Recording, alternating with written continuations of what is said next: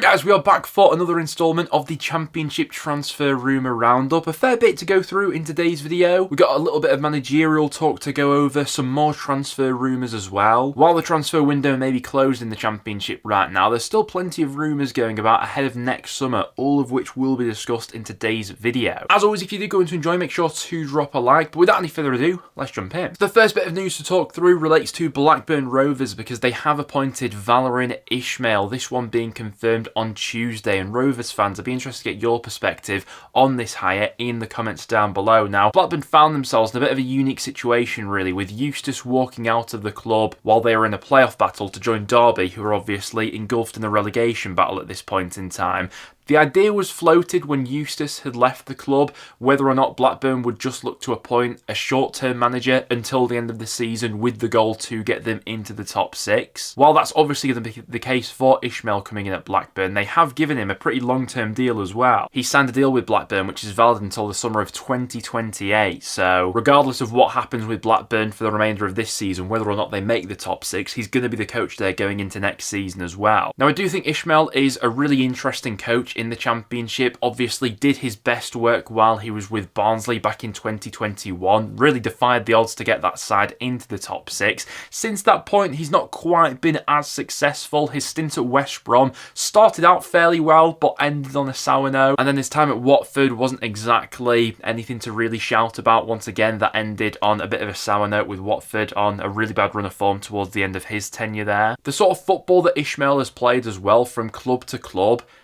has been adapted slightly. You know, he didn't play the same style of football at Barnsley compared to what his Watford team was playing, for example. So I'm interested to see how he assesses that Blackburn squad and how he sets them up for the remainder of the season. Obviously, Blackburn with a fantastic chance to finish in the playoffs come the end of the season. They're currently sat in sixth in the Championship, and those last two playoff spots are really open at the moment. So Blackburn fans, I'd be interested to get your perspective on that appointment in the comments down below. We've also had a bit of managerial news coming out of Swansea as well, who themselves are on the lookout for their new permanent manager, and basically what the higher-ups have said is that they won't be rushing into making any appointments there. They want to get the right man in for that job. So it seems more than likely that Alan Sheehan will take charge of that group for the foreseeable future until that right candidate does come along for Swansea. Now, at this point in time, Swansea do have a 10-point buffer between themselves and the relegation zone, so there is a decent amount of breathing space there, so Swansea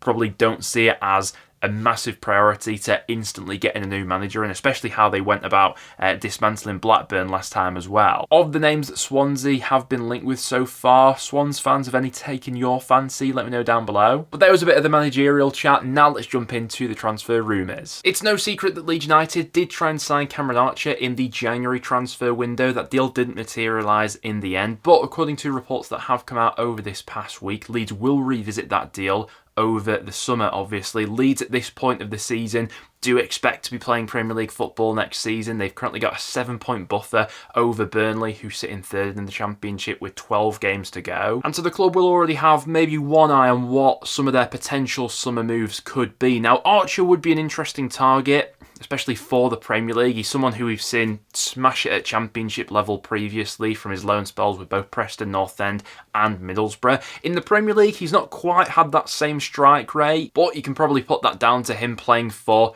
two very weak sides for the level, obviously. Last season at Sheffield United, who really struggled in the Premier League. This season playing for Southampton. Last season for the Blades in the Premier League, he scored 4 goals so far. This season for Southampton, he's got 2 in the Premier League. But once you take a look into some of his underlying numbers, during both of those spells, he's barely had any service. He averages around 1.1 shots per game in the Premier League, which isn't a great deal and would explain his lack of goals for that level. But he's only 23 years old. I think he has got a decently well-rounded skill set to his game as well, and definitely a player that Leeds could look to develop. So with Southampton, more than likely, they're going to be playing in the Championship next season. Archer could find himself back in the Premier League with Leeds. Now, speaking of Leeds United, another player with an uncertain long-term future is Manor Solomon. The winger's currently on loan from Tottenham. He's been a key player for Daniel Farke's side, especially in recent weeks. This season in the Championship, he's got 7 goals, 7 assists, and you can tell by looking at him, he is a cut above the level. There's no doubt he'll be playing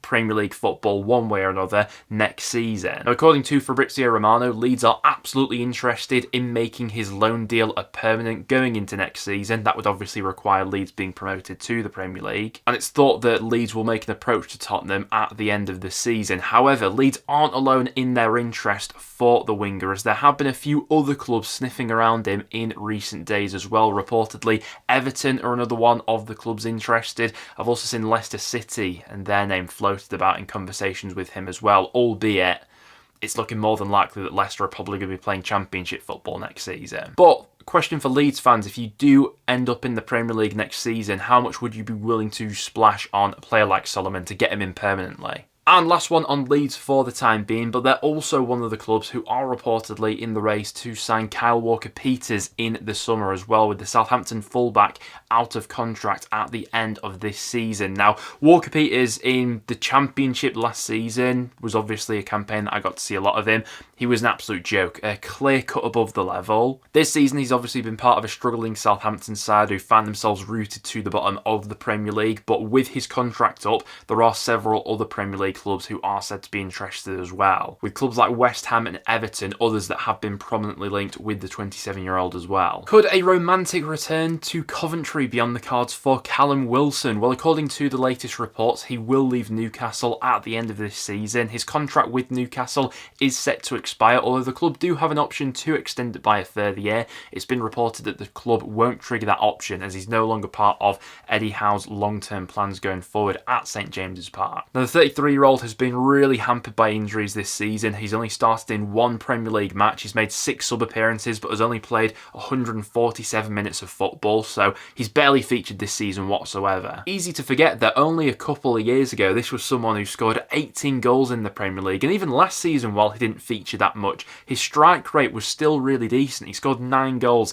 in just 984 minutes of Premier League football, but injuries have really caught up to him this season. He's going to be on the move, and according to a report from the Boot Room, Coventry are reportedly one of the clubs who are interested in signing him over the summer, with Frank Lampard reportedly keen on the deal. Now, Coventry won't be alone in their interest of Wilson. There's also a few Premier League clubs who have been sniffing about. The likes of West Ham and Bournemouth have also been linked. Leeds as well, another club who I've seen in the equation, although I feel like they're just being linked with every player on earth right now. Wilson obviously started his professional career at Coventry, so there is a bit of an emotional aspect to this one, but financially, would it make sense for the club? They would be signing him as a free agent, but you'd imagine he'd be on a pretty hefty wage, and with his injury record as well, it's something to keep in mind for sure. Now, towards the end of the January transfer window, it became obvious that Brighton were interested in Sunderland youngster Tommy Watson. Well, it's since been reported that the Premier League club will go back in for Watson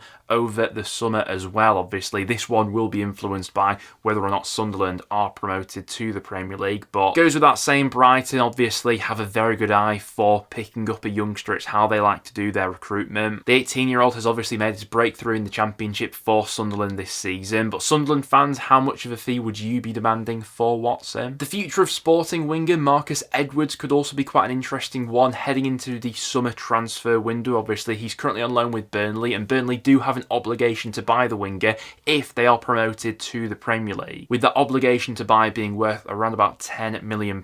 But if Burnley aren't promoted to the Premier League, it puts his future up in the air, and Sunderland are reportedly one of the clubs who are monitoring his loan spell with Burnley, and they could be tempted to go back in for him over the summer. Now, Sunderland were one of the clubs who were interested in Edwards towards the end of the January transfer window. Edwards himself was reportedly open to joining any of the top Championship clubs that ended up being Burnley. But he is someone that Sunderland are keeping their eye on, albeit that would require Burnley not to be promoted, so obviously he'd end up at Turf Moor on a permanent deal if they're playing in the Premier League next season. Crystal Palace are said to be interested in Liverpool youngster Lewis Kumas, who's currently out on loan with Stoke City in the Championship. Whether or not he joins a club like Palace could influence whether he spends next season out on loan or not. Stoke fans, what have you made of Kumas this season? Watford are reportedly leading the race to sign Colombian forward Nasser Villarreal, with the Championship club reportedly keen to sign the teenager for a fee in the region of £5 million. Now, he still looks fairly raw, but definitely has a lot of potential. In 14 appearances for Colombia's under-20s, he scored 10 goals. And there have been a few other big sides who have been keeping tabs on the youngster as well, with the likes of Liverpool Arsenal and Newcastle also reportedly interested. Definitely one to keep your eye on